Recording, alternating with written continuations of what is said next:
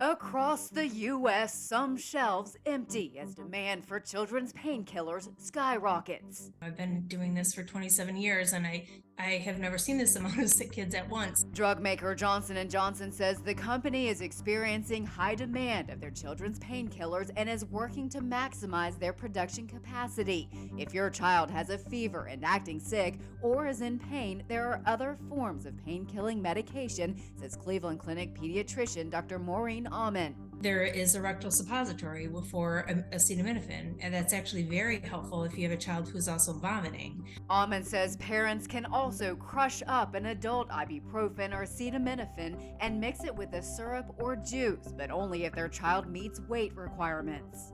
If your child weighs enough that they typically can take 2 teaspoons of the children's ibuprofen liquid or children's acetaminophen liquid, then they weigh enough to have a crushed pill.